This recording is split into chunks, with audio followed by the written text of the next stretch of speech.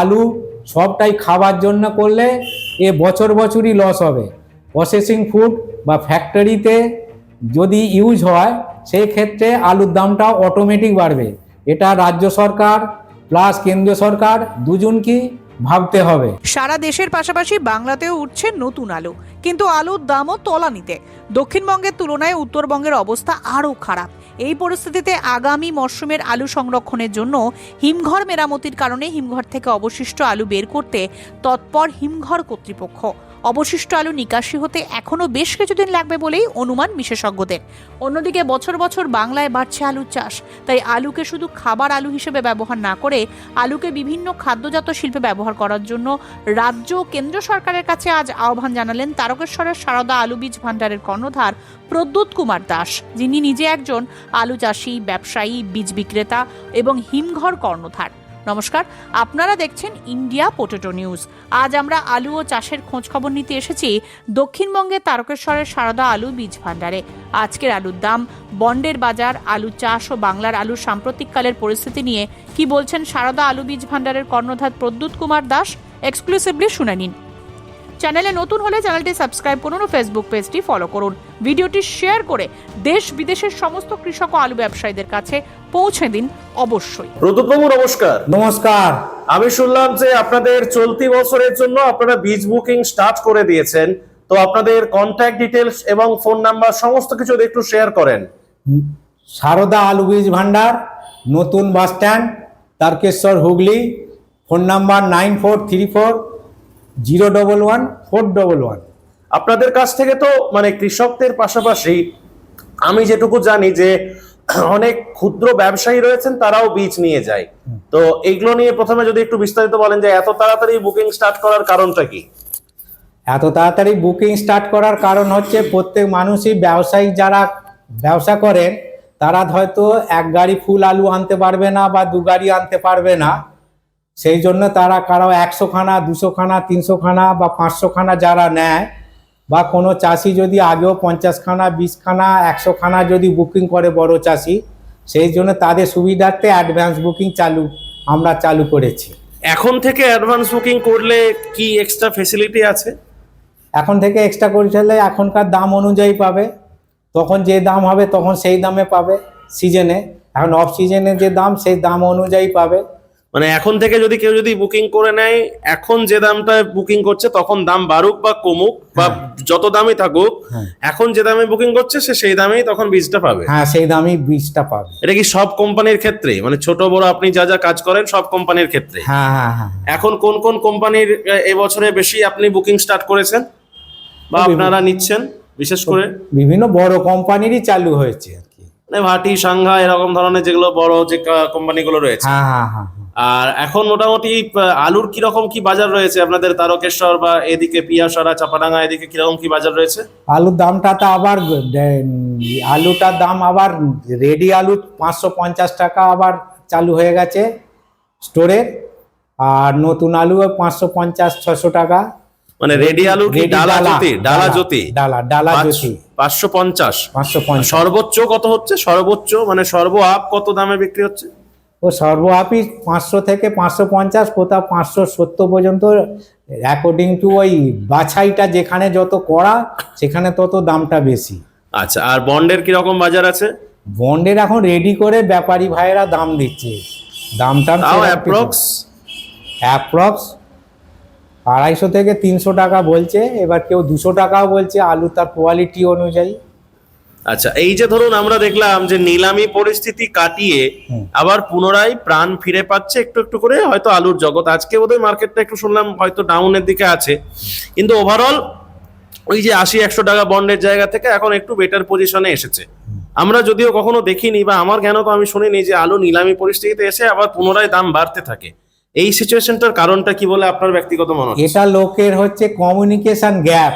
ভেবেছিল প্রচুর আলু আছে, তার ফলে কি হয়েছিল, প্লাস নর্থ বেঙ্গলরাই ডুবিয়ে দিলে বছর সাউথ বেঙ্গলে যে হারে আলু বাহির হয়ে গেছিল সে হারে কিন্তু এই নিলাম অবস্থাটা আসতো না। তো নর্থ বেঙ্গলে আলুটা বেশি থাকার ফলে চুটিয়ে ওখানকার আলুটা সাউথ বেঙ্গলে চলে এলো, তার ফলে উপরন্তু পাঞ্জাবের কাঁচা আলু, ইউপির কাঁচা আলু কলকাতা এসে গেল, তার ফলে প্রচুর এই দামের একটা বিপর্যয় ঘটলো। আর পাঞ্জাব আর ইউপির আলুরা যারা এসেছে তারা এখন পালাই করে পালিয়েছে, সেই জন্য। আর নর্থ বেঙ্গলের আলু শেষের পথে, প্লাস সাউথ বেঙ্গলের যেটুকু আছে এই মাসটা বরাবর চলে যাবে, প্লাস পিছনে নতুন আলু এবার আসছে। নতুন আলু যত তাড়াতাড়ি আসবে বা বেশি পরিমাণে এলে তখন আবার স্টোর আলুর দামটা আবার কি হবে সেটা সময় বলবে আর কি। আপনাদের তারকেশ্বর সংলগ্ন যা যা নদী তীরবর্তী গ্রাম বা এলাকা আছে, এখানে কি কাঁচা আলু কি এখন উঠেছে? হ্যাঁ, কারালাঘাট, জামালপুর এদিকে উঠছে, বর্ধমানের। আর আর আপনাদের এদিকে ডিবুচুট, উদয়নারায়ণপুর কিছু কিছু চালু হচ্ছে, প্লাস এই বাঁকুড়ার দিকে তো আরম্ভ হয়েছে। এই হুগলির এদিকে সেরকম হয় না কাঁচা না, আলু চাষ? হুগলির এদিকে এখন পর্যন্ত সেরকম হয়নি, তবু নদীর দামোদরের ধারে এক সপ্তাহ পরে পার্বণের আগু পেছু কিছু চালু হতে পারে। আপনি যেটা বললেন, দেখুন উত্তরবঙ্গের মার্কেটটা ওদের ওরা আলু পাঠাতে পারছিল না, বিশেষ করে আসামে, কারণ যেহেতু ওই সময়টাতে ইউপির আলু পৌঁছে যাচ্ছিল আসামে বা নর্থ ইস্টের রাজ্যগুলিতে কাঁচা আলুটা, যে কারণের জন্যই এদিকে মার্কেটে এরকম পরিস্থিতি হয়েছিল। এখন উত্তরবঙ্গে আলু প্রায় শেষের পথে, আর বাংলার যে স্টোর আলু সেটাও প্রায় 5%-এর মতো রয়েছে, খুব যে বেশি 4-5%-এর মতো রয়েছে, সেটাও তো খুব বেশি নয়। তাহলে কি আগামী ধরুন কটা দিন, আজকে হচ্ছে জানুয়ারির 7 তারিখ বুধবার, এখন ধরুন 2:46 বাজে দুপুরবেলা, তাহলে আসন্ন কয়েকটা দিনে কি স্টোর আলুর বাজার কি কিছুটা ভালো পজিশনে থাকতে পারে বলে মনে হচ্ছে? কি বলবেন? ভালো হবে না, নতুন আলু যদি আবার হোটেলে আসতে আরম্ভ করে, তো এখন কিন্তু ট্রান্সপোর্টের যুগ। যখনই অন্য জায়গায় অন্য স্টেটে আলুটা, পাঞ্জাব বা ইউপির আলুটা যদি এখানের থেকেও দাম কম থাকে, তারাও ক্যালকুলেশন করবে ট্রান্সপোর্ট কস্টটা করে, আবার যদি দেখে বাংলায় আলুটা তবু আমাদের লাভ হচ্ছে, কারণ ব্যবসা সবাই করবে, কারোর জন্য কারো আটকাবে না। রাম করবে না শ্যাম করবে, শ্যাম করবে না মধু করবে, মধু করবে না যদু করবে। অতএব কারোর জন্য কারো আটকাবে না, অতএব সেই আলু এসে যেতে পারে আবার। আচ্ছা, আপনাদের কাছ থেকে ধরুন, আপনার যে প্রতিষ্ঠান থেকে ধরুন যারা সব বীজ টিজ নিয়ে গেছে, রিপোর্ট কিরকম কি পাচ্ছেন, বা ওভারঅল আলু গাছের কিরকম কি গ্রোথ বা কিরকম কি পরিস্থিতির খবর পাচ্ছেন, কি খবর রয়েছে? কারণ এই বছর তো ফেভারেবল ওয়েদার আলুর পক্ষে, এখন পর্যন্ত সেরকম কোনো মেজর কিছু বা মাইনরও এখন পর্যন্ত সেরকম ডিসপুট আসেনি। সকালের দিকে তো কুয়াশাটা অতিরিক্ত থাকছে এখন হয়ে গেল, এর কারণ ফলে কি ঠান্ডাটা তো বেশি আছে। এটা যদি গরম থাকতো প্লাস কুয়াশা থাকতো, সেটার ক্ষেত্রে অসুবিধে হতো। অতিরিক্ত কুয়াশাতে যেমন দেখা যায় যে ধাসা টাসা হ্যাঁ, কিন্তু ঠান্ডাটা তো আছে, 9 ডিগ্রি, 8 ডিগ্রি, 10 ডিগ্রি, 11 ডিগ্রি, অতএব 14 পর্যন্ত আলুর কিছু হবে না। তো 16 পর্যন্ত আলু ঠিক টিকে থাকবে, 16-র ঊর্ধ্বে উঠে গেলেই আলু ধসা আসবে বা আদার্স কিছু আসবে। আপনাদের এদিকে চাষ কতটা কি বেড়েছে বলে মনে হয়? ধরুন টোটাল তারকেশ্বর থানা, এদিকে পিয়াসারা থেকে শুরু করে চাপাডাঙ্গা, এদিকে তারকেশ্বর, এদিকে একদম আপটু ধরুন কেশবচক, টোটাল আপনাদের যে ইউনিট বালিগড়ি পুরোটা যে আছে, 5টা যে মোকাম, মোটামুটি চাষ কতটা কি বেড়েছে বলে মনে হয়? চাষ তো আর জমি বাড়ছে না, আলু যেগুলো লো ল্যান্ড ছিল সেগুলো এবছর ড্রাই ওয়েদারের ক্ষেত্রে, আর পিছনে লাস্টের দিকে যে আলু বীজ সস্তা হয়েছে গেল, সস্তা হয়ে যাওয়ার ফলে সবাই আলুটা বসিয়ে দিল। আমাদের এখানে মিনিমাম 2% আলুটা হুগলি জেলা বাড়বে, মিনিমাম 2% বাড়বে। বেঙ্গলে 5%ও বলছে, কেউ বলছে 10%ও বলছে। এটা এখনো ঠিক সরকারি রিপোর্ট আসেনি। সরকারি রিপোর্ট ফেব্রুয়ারি 10 তারিখ নাগাদ আসবে, আশা করা যায়। যেমন ধরুন মানে আর তো হাতে গোনা সামথিং হয়তো কিছু প্যাকেট আলু রয়েছে, 72 লক্ষের কাছাকাছি 1 তারিখ অবধি ছিল, আজকে হচ্ছে ধরুন 7 তারিখ, মোটামুটি কমছে সব স্টোরের ক্ষেত্রেই তাই। আবার অনেক স্টোর দেখা যাচ্ছে যে একদমই প্রায় নিকাশি প্রায় শেষের পথে, বিশেষ করে উত্তরবঙ্গ। তাহলে এখন অনেকের বক্তব্য যে স্টোর আলুর দাম নাকি এই সময়টাতে নাকি বাড়বে, ভালো রকমই বাড়বে, আর খেলবে নাকি মেদিনীপুর জেলা। এটা অনেকের জানি না, সেদিনে একটি গ্রুপে আমি দেখলাম। এইটা নিয়ে কি বলবেন? এটা বিভিন্ন জন বিভিন্ন মতবাদ দেয়, এই মতবাদগুলো বিভিন্ন জন দেওয়া ভালো, কারণ যে যার ব্যক্তিগত সবার কথা শোনো, নিজের বুদ্ধিতে চলো। এই নয় যে যে বলছে সে খারাপ, যে বলছে না কেউ সমালোচনা করছে সেটাও নয়, সবার কথা। তাহলে টিভিতে এত চ্যানেল আছে কেন? যে যার বক্তব্য সে তার বলবে। অতএব এত কম্পিটিশানের যুগে অতএব সবার বক্তব্যটা শোনা উচিত, যে যার ব্যক্তিগত ধারণা সে দিতেই পারে, কিন্তু যে যার পরিকল্পনা সে নিজে করবে। সব থেকে বড় কথা ধরুন এই বছরে মানে এখন তো ধরুন 26 সালে আমরা বসে রয়েছি, 2025 সালে অনেক মানুষ রয়েছেন যারা সত্যি কথা বলতে ভালো পজিটিভ কথাবার্তা বলেছিল, কিন্তু তাদের কথা শুনে তো লোকে তো আলু তো ধরে রেখে দেয়নি। আজকে ধরুন উত্তরবঙ্গের ধরুন বা দক্ষিণবঙ্গের কিছু মানুষ, আপনিও তো, আপনাদের কথা শুনে তো লোকে তো আলু তো ধরে তো রেখে দেয়নি। যদি ধরে রেখে দিত এত লোড হওয়া সত্ত্বেও 95% আলুটা তো চারটিখানি কথা নয় যেটা বেরিয়ে গেল। 15 বছর তো হয়নি যে না, প্যাকেট না, না। প্যাকেট ধরে যদি হয় যে যত মানে মাত্র সামথিং আর কিছু আলু রয়ে গেছে, প্রায় 14 কোটির ওপর নিকাশি হয়ে গেছে, এটা তো কোনো বছর বোধহয় দেখা যায় না, এটা রেকর্ড। মানে অন্যান্য বছরকে পুরো রীতিমতো ছাপিয়ে দিয়ে গেছে হ্যাঁ, যদি বস্তা ধরে বলতে হয়। হ্যাঁ। Original Bhatti S GS KF কেতন জিএফ এনএএফ টিএফ সহ বিভিন্ন নামি দামি উচ্চ ফলনশীল সেরা পাঞ্জাব আলু বীজ মানে তারকেশ্বরের সারদা আলু বীজ ভান্ডার। আইটিসি টেকনিক ও হিমালিনী ও মাহিন্দ্রা কোম্পানির কলম্বা স্পেশাল বীজের সেরা পরিবেশক তারকেশ্বরের সারদা আলু বীজ ভান্ডার। প্রোপাইটার প্রদ্যুৎ কুমার দাস, ঠিকানা টিসি রোড তারকেশ্বর নতুন bus stand Hooghly. Phone number 9434011411 অথবা 9933442118। মানে এখন ধরুন যে সমস্ত কৃষকেরা চাষ করছেন তাদেরকে কি বার্তা দেবেন, চাষি দাদাদেরকে, কৃষক দাদাদেরকে? চাষিদের বার্তা দেবো, যবে থেকে আলু হবে নভেম্বরের মধ্যে আলু বিক্রি করে দিতে হবে। এইটা ওই ডিসেম্বর ডেট বাড়াবে, জানুয়ারি পর্যন্ত খাবে, সে নতুন আলু আবার দাম বাড়বে, নতুন আলু চাষ করবে, আর নতুন আলু যত বেরিয়ে যাবে পরবর্তী বছরে আবার আলুর দাম পাবে। এই যে আলুর ডেট বাড়ানো হচ্ছে স্টোরে, এইটা বন্ধ রাখতে হবে, 30শে নভেম্বরই শেষ করতে হবে। তাহলে যত এই আলুটা পিছিয়ে যাবে, নতুন আলুটা পরবর্তী বছরকেও সেটা ইয়ে করবে, ক্ষতি করবে। অতএব 30শে নভেম্বর আলু শেষ করতে হবে, প্রত্যেকে এই টার্গেট রাখতে হবে। আর এই টার্গেট যতদিন না রাখা বন্ধ হবে, ও পরবর্তীবারে বছর বছর লস হবে। আর আলুর প্রোডাকশান পর বাড়বে। এই যে লাস্ট ইয়ার 60 মিলিয়ন টন আলু হয়েছিল টন, আর এটা 2030 সালে 70 মিলিয়ন টন চলে যাবে।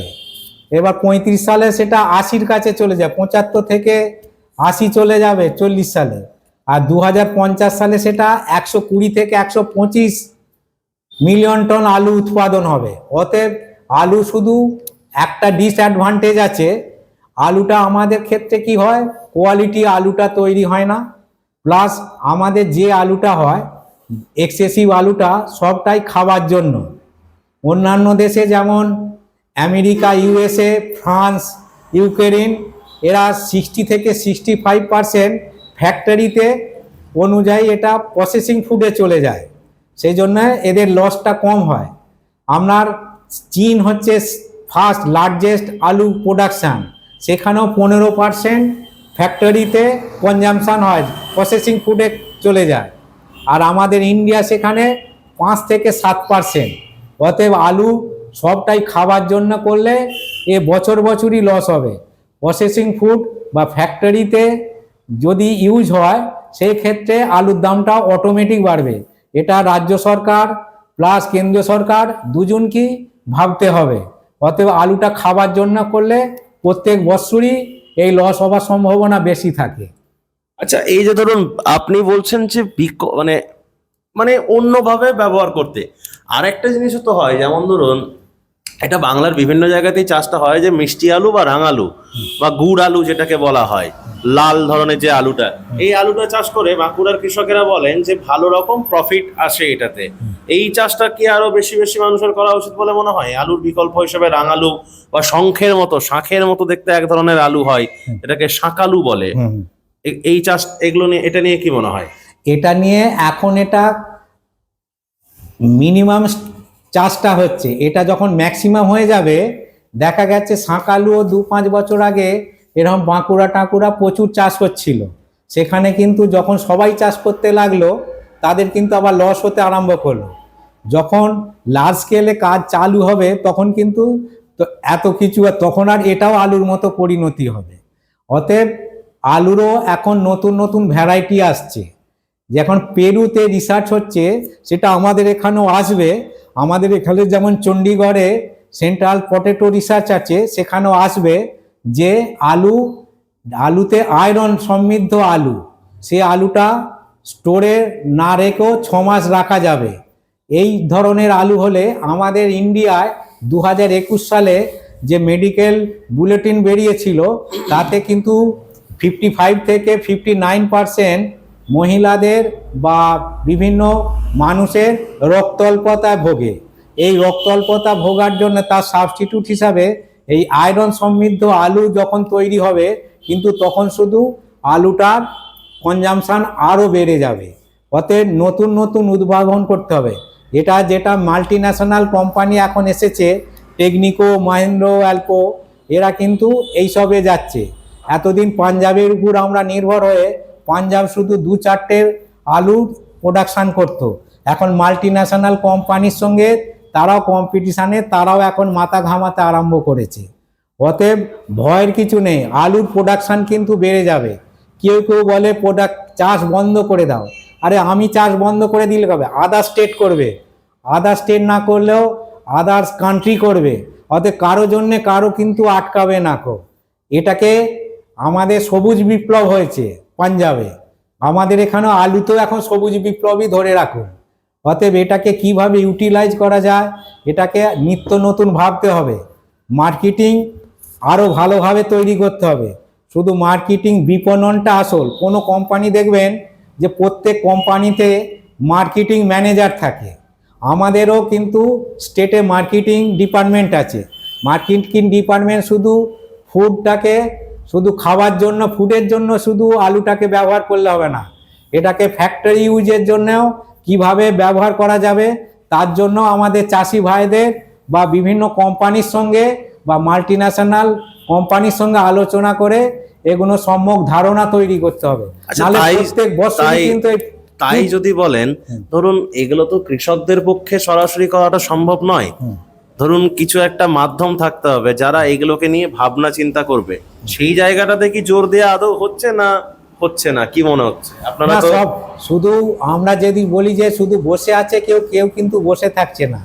প্রত্যেক সরকারের প্রত্যেক ডিপার্টমেন্ট থাকে, প্রত্যেক ডিপার্টমেন্টের কাছে যখন এই হাহাকার কান্নাটা যায়, আগে এটা থাকতো না, এখন বিভিন্ন মিডিয়ার মাধ্যমে কিন্তু চলে যাচ্ছে।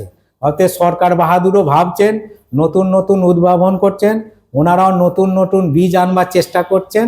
সব কিছু হবে কিন্তু সময়ে হবে। কিন্তু চাষি ভাইদেরও আলুটা কোয়ালিটি আলু তৈরি করতে হবে। ওই পোগরাজ আলু, সুপার 6 আলু, এই আলু যখন এই কাঁচায় দিল, কোনো কারণে আলুর যখন দাম বিপর্যয় ঘটবে, সে আলুটা স্টোরে রেখে দিল, এই আলুটা কিন্তু বিভিন্ন স্টেটে আলুটা যাবে না। আপনাকে আলুটা ভালো তৈরি করতে হবে, কোয়ালিটি আলু তৈরি করতে হবে, কোয়ালিটি বীজও বসাতে হবে। শুধু এই কম পয়সা বীজ, কম দামের বীজ বসিয়ে দিন, 60 দিন 70 দিনে হয়ে গেল, কোনো কারণে এখন আলুর দাম বিপর্যয় ঘটছে, এই আলুটা তখন আরও রেখে দিল 1 মাস 15 দিন, সে আলুটা স্টোরে রেখে দিল, এতে বিপর্যয় ঘটছে। তো যাই হোক, আরেকবার আপনার সমস্ত দোকানের নাম, ঠিকানা, ফোন নাম্বারটা আরেকবার একটু বলে দিন। সারদা আলু বীজ ভান্ডার, প্রদ্যুৎ কুমার দাস, তারকেশ্বর নতুন bus stand, Hooghly. Phone number 9434011411। আর প্রত্যেক চাষি ভাই ও ব্যবসায়ী বন্ধুদের নতুন 2026 সালের প্রীতি শুভেচ্ছা ও সবাইকে অভিনন্দন জানাচ্ছি। অ্যাডভান্স বুকিং করতে হলে আপনারা ফোনে যোগাযোগ করবেন বা আমাদের দোকানে আসবেন, এই কামনা বলে আজকের মতো বক্তব্য শেষ করছি। নমস্কার। এই অনুষ্ঠানে সম্প্রচারিত সমস্ত বক্তব্য বক্তাদের নিজস্ব ব্যক্তিগত মতামত। এই অনুষ্ঠান বাজারের নির্ধারক নয়। অনুগ্রহ করে ব্যবসায়িক পদক্ষেপের পূর্বে নিজের বিচার বুদ্ধি কাজে লাগিয়ে সিদ্ধান্ত নিন। আলু রাখা বাজারগত ঝুঁকি সাপেক্ষ। আলু রাখার পূর্বে ইন্ডিয়া পটেটো অ্যাপ থেকে বিগত বছরের লোডিং আনলোডিং রিপোর্ট ও তার পরিপ্রেক্ষিতে আলুর দামের ওঠানামা দেখে নিন। আলুর সব খবর এখন একটা অ্যাপে। আলুর প্রাত্যহিক বাজার দর, আলুর সর্বভারতীয় বাজার দর, আলুর সকালের বাজার দর, লোডিং আনলোডিং রিপোর্ট, বিগত 10 বছরের আলুর তথ্য, সারা ভারতবর্ষের 20,000 আলু চাষী ও ব্যবসায়ীদের তথ্য এখন আপনার হাতের মুঠোয়। প্লে স্টোর থেকে আজই ডাউনলোড করুন India potato market rate app. 2012 সাল থেকে প্রতি মুহূর্তে আপনার সঙ্গে।